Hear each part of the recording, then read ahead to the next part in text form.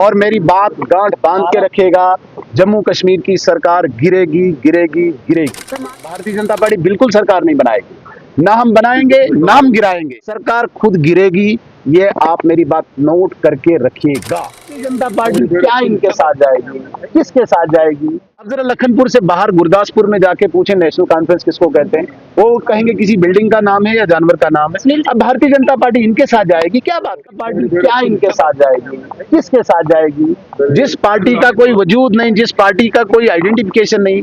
अब जरा लखनपुर से बाहर गुरदासपुर में जाके पूछे नेशनल कॉन्फ्रेंस किसको कहते हैं, वो कहेंगे किसी बिल्डिंग का नाम है या जानवर का नाम है। अब भारतीय जनता पार्टी इनके साथ जाएगी, क्या बात करते हैं? आपने कहा था कि सरकार गिरने की कगार पर, लगता है मैं आज भी बड़ी कन्विक्शन के साथ कहता हूँ, बड़ी रिस्पॉन्सिबिलिटी के साथ कहता हूँ, और मेरी बात गांठ बांध के रखेगा, जम्मू कश्मीर की सरकार गिरेगी गिरेगी गिरेगी। इसमें मैं आपको नहीं, मैं टाइम क्यों आपको बताऊं?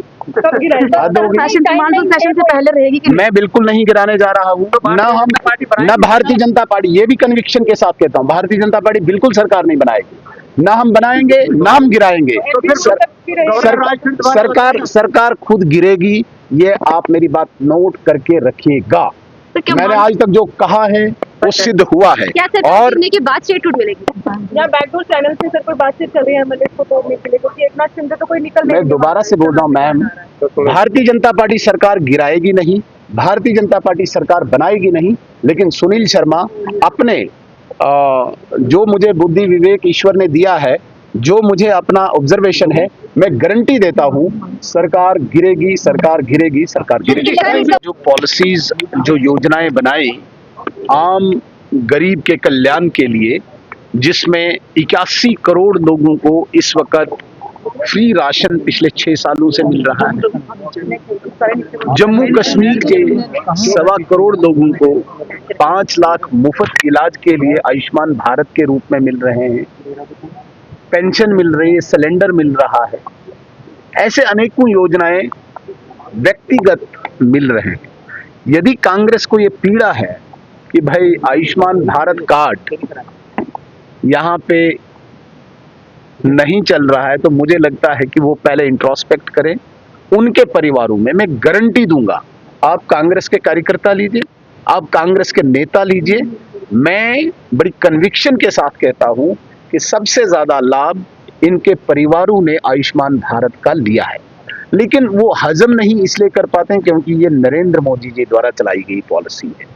अब कांग्रेस की सर्टिफिकेट की आवश्यकता नहीं है, जिस कांग्रेस का कोई आधार नहीं रहा है, जिस कांग्रेस की कोई जमीन नहीं रही है, जो कांग्रेस जमीन तलाश रहा है किसी अन्य पार्टी में, जिस कांग्रेस का डिसीजन, जिस कांग्रेस का निर्णय एक अब्दुल्ला परिवार के किचन में होता है, उस कांग्रेस को जवाब देना मैं जरूरी नहीं समझता। लेकिन प्रधानमंत्री के साथ जब मुलाकात करते हैं मुख्यमंत्री, आप उस मुलाकात को कैसे देखते हैं? क्योंकि इंडिया ब्लॉक के साथ पहले मुलाकात तो प्रधानमंत्री से भी कहा कि अन्य रिस्टोरेशन होनी चाहिए। और अब देखिए मैडम, मैं एक बहुत गंभीर बात इसमें कह रहा हूँ। आदरणीय नरेंद्र मोदी जी का 12 साल का सबसे लंबा निर्वाचित प्रधानमंत्री के रूप में कार्यकाल और ये कीर्तिमान स्थापित करना, भारतीय जनता पार्टी और आम देश के नागरिकों ने अनेक कार्यक्रमों में देश के प्रधानमंत्री को बधाई दी। लेकिन मुझे खुशी इस बात की हुई कि जम्मू कश्मीर से बधाई देने के लिए प्रथम कोई व्यक्ति अगर नरेंद्र मोदी जी के कार्यालय में पहुंचा, वो जम्मू कश्मीर के मुख्यमंत्री हैं। इससे बड़ी बात और क्या हो सकती है कि जिस नरेंद्र मोदी जी का सबसे लंबा कार्यकाल निर्वाचित प्रधानमंत्री के रूप में, कीर्तिमान के रूप में हमारे लिए गौरव की बात है, वो पॉलिसियों पे आधारित है। उस पॉलिसी में 370 का निरस्तीकरण, 35A का ध्वस्त होना, यहाँ पे जितनी भी अराष्ट्रीय तत्व है उनके विरुद्ध जो हमारी पॉलिसीज थी, उन पॉलिसीज के आधार पे सबसे लंबा कार्यकाल नरेंद्र मोदी जी का रहा।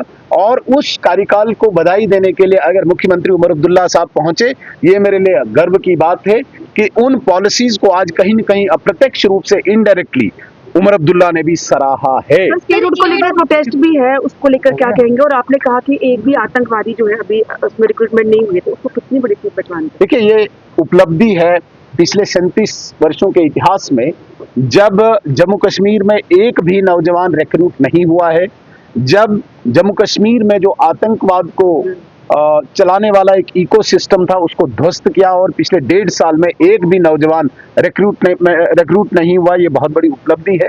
लेकिन जहां तक एक तरफ से आप स्टेटहुड की बात कर रहे हैं और दाची गांव का जो इनका एग्रीमेंट था कि सब पार्टीज को लेके हम धरना देंगे, आज मुझे बड़ा ताज्जुब हो रहा है कि जब फारूक अब्दुल्ला साहब ये कहते हैं कि मुझे किसी को दावत देने की आवश्यकता नहीं है। कल मुख्यमंत्री जी प्रधानमंत्री जी से मिले और आज इनके वालिद की स्टेटमेंट बदल गई।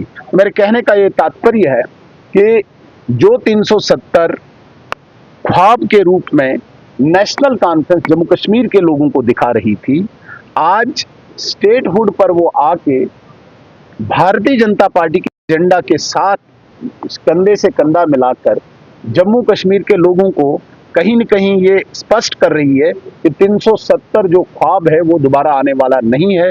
और उस पर मोहर तब लगी जब स्वयं फारूक अब्दुल्ला साहब ने आज सुबह नींद से उठ के ही कह दिया, रात को जब उनने फोटो देखा मुख्यमंत्री जी और प्रधानमंत्री जी का, तो एकदम उनकी स्टेटमेंट बदल गई कि मुझे दावत देने की आवश्यकता नहीं है किसी भी पार्टी को, जो आए आए। और याद रखिएगा, जब तक मॉनसून सेशन आएगा तब तक इनका धरना यानी भाजपा ने सर, सरकार रहेगी तब तक कि नहीं? कांग्रेस के साथ है, हम भी स्टेटहुड की मांग नहीं उठाएंगे। आप भी तो मैडम आप मुझे